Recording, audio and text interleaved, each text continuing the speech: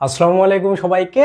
তো আজকে সন্ধ্যার দিকে ডেইলি ক্যাম্পাস একটা নিউজ করছে যে আগামী বছর থেকে, অর্থাৎ তোমরা যারা এই বছর সেকেন্ড টাইম প্রিপারেশন নিচ্ছ বা যারা সেকেন্ড টাইম ভর্তি পরীক্ষা দিবা, তো তোমরা আসলে গুচ্ছ পাবা কিনা, অর্থাৎ গুচ্ছ ভেঙে যাওয়ার একটা পসিবিলিটিস আছে। এইটা নিয়ে ডেইলি ক্যাম্পাস একটা নিউজ করছে। তো দেখো, এটা 30 জুন 6:55 এই নিউজটা হয়েছে। তো এইটা নিয়েই আমি কথাবার্তা বলবো এবং আমি আমার ব্যক্তিগত মতামতটা শেয়ার করার ট্রাই করব যে আদৌ এই বছর বা তোমরা যারা ভর্তি পরীক্ষার প্রিপারেশন নিচ্ছ তাদের জন্য গুচ্ছ ভর্তি সিস্টেমটা থাকবে কি না, আর যদি না থাকে তাইলে তোমাদের জন্য কতটুকু ব্যাড লাক বা এইটা তোমাদের জন্য আদৌ ব্যাড লাক কিনা, এইটা নিয়ে আমরা আসলে কথা বলার চেষ্টা করব। তো দেখো, তাদের নিউজটা যদি আমরা একটু বেসিক্যালি দেখি কি পয়েন্টগুলা, যে তাদের একটা ধারণা আছে যে এই যে গুচ্ছ ভর্তি পরীক্ষা এই বছরও কিন্তু না হওয়ার একটা সম্ভাবনা ছিল, অর্থাৎ হইতে গিয়ে অনেক ধরনের বাধার সম্মুখীন হয়েছে, তারপরেও কিন্তু এই গুচ্ছ ভর্তি পরীক্ষাটা হয়েছে। তারপরে একক ভর্তি পরীক্ষা নিয়ে একটা কথাবার্তা চলছিল, তো ওইটাও কিন্তু আলটিমেটলি না হয়ে জাস্ট গুচ্ছটার মধ্যে সীমাবদ্ধ আছে। তো নর্মালি এই নিউজটা এখন হওয়ার কারণ কি, এইটা যদি তোমরা একটু খেয়াল করো, তোমরা সবাই জানো যে বিশ্ববিদ্যালয়ের যারা শিক্ষক আছেন তারা হচ্ছে আগামীকাল থেকে, অর্থাৎ এই যে তোমরা যখন থেকে ভিডিওটা দেখতেছো বা আমি যখন থেকে ভিডিওটা বানাচ্ছি, আজকে 1 জুলাই, আজকে থেকে কিন্তু শিক্ষকরা তাদের কর্মবিরতি ঘোষণা করছেন বা সবকিছু স্থগিত করে দিছে। কেন? তাদের বেতন ভাতা নিয়ে একটা ইস্যু তৈরি হয়েছে। তো এই সেন্স থেকে, এই রিলেটেড বিষয়গুলা থেকেই কিন্তু এই নিউজটা মেইনলি করা হয়েছে। তো তোমরা ডেইলি ক্যাম্পাসে গেলেই পুরোটা দেখতে পাবা, এইখানে বিভিন্ন জিনিসপাতি লেখা আছে, অর্থাৎ একটা নিউজ করার জন্য যা যা করা দরকার তারা বিভিন্ন জিনিসপাতি লিখছে। তো এই জায়গার মেইন জিনিসটা হচ্ছে যে এই বছর গুচ্ছ ভর্তি পরীক্ষাটা হওয়ার সম্ভাবনা একটু কম, কারণ আগামী যে গত যে ভর্তি পরীক্ষাগুলা বা গুচ্ছ ভর্তি পরীক্ষা যেগুলা হইলো, এইগুলাতে কিন্তু বিভিন্ন অমত, তারপরে বিভিন্ন ডিসিশন, যারা মেকার আছে তাদের বিভিন্ন কন্ট্রোভার্সিয়াল বিষয় আদি, এইগুলার ইফেক্ট কিন্তু তোমরা আসলে পাইছো। দেখো যে অনেক সময় তোমাদের প্রশ্নের যে স্ট্যান্ডার্ড অনেক খারাপ হয়েছিল, যেমন 2021 সালে যদি তোমরা একটা চিন্তা ভাবনা করো, যখন আমরা প্রথম ভর্তি পরীক্ষা দিলাম তখন একটা কম্বিনেশনের অভাব ছিল, অর্থাৎ 3টা আলাদা আলাদা গ্রুপ থেকে স্টুডেন্টকে ভর্তি করানো হয়েছিল, বাট 3টা গ্রুপেরই প্রশ্নের লেভেল একদম একই সেম লেভেলে ছিল না।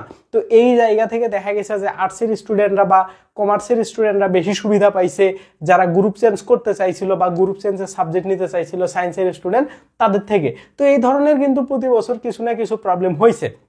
আবার বিশ্ববিদ্যালয়ের একটা বড় লভ্যাংশ থাকে, যে এটা হচ্ছে অ্যাডমিশন টেস্ট না হইলে তারা আসলে ওইভাবে পায় না। তো মেইন বিষয় হচ্ছে এইটা। দেখো, একটা বিশ্ববিদ্যালয় যখন আলাদাভাবে ভর্তি পরীক্ষা নেয় তখন কিন্তু তাদের একটা হিউজ পরিমাণে রেভিনিউ চলে আসে। তো এই সেন্স থেকে কিন্তু বিশ্ববিদ্যালয়গুলো চাইবে তারা একদম সেপারেট হয়ে সুন্দরভাবে নিজস্ব আঙ্গিকে পরীক্ষা নিতে। তো এই জন্যই মেইনলি কিন্তু বড় বড় যে পাবলিক বিশ্ববিদ্যালয়গুলো তারা কিন্তু একসাথে হয়নি, বা তারা কিন্তু একক ভর্তি পরীক্ষায় জাস্ট মুখে মুখে সম্মতি জানাইলেও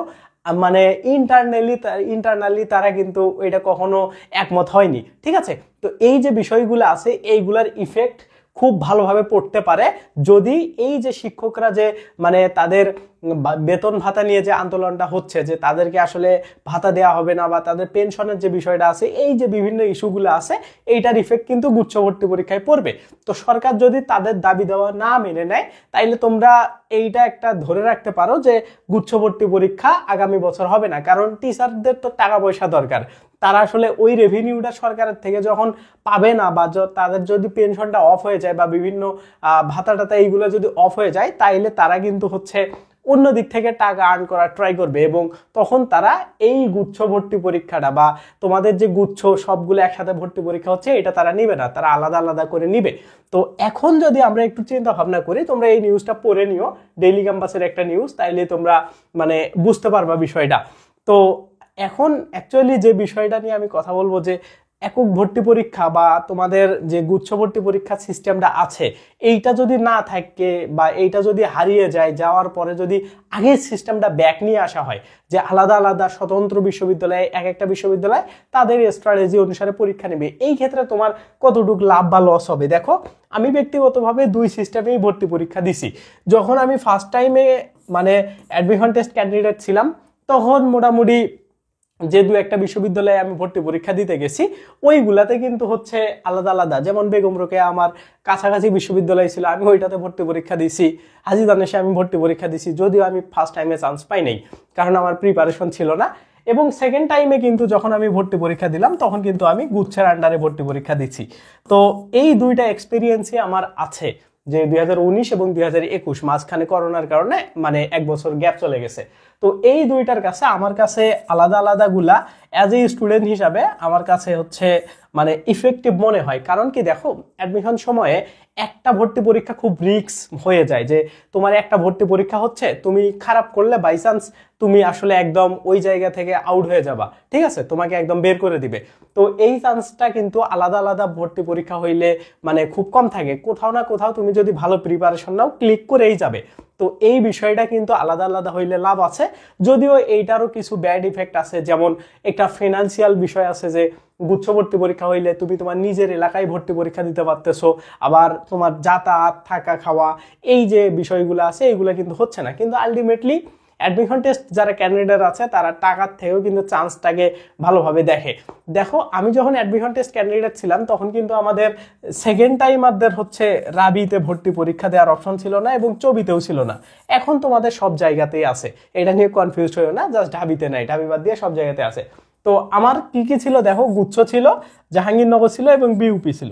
তো আমি একটা বেশ বড় সড়ো রিস্ক জোনে ছিলাম, যে আমার মাত্র ধরতে গেলে ধরো এইখানে 2টা ইউনিটে পরীক্ষা, এইখানে 2টা ইউনিটে পরীক্ষা, এইখানে একটা, তার মানে আমি এইখানে টোটাল 5টা পরীক্ষা দিতে পারছিলাম। কিন্তু যখন আলাদা আলাদা হইতো, আমি আলাদা আলাদা জায়গায় গিয়ে পরীক্ষা দিতে পারতাম।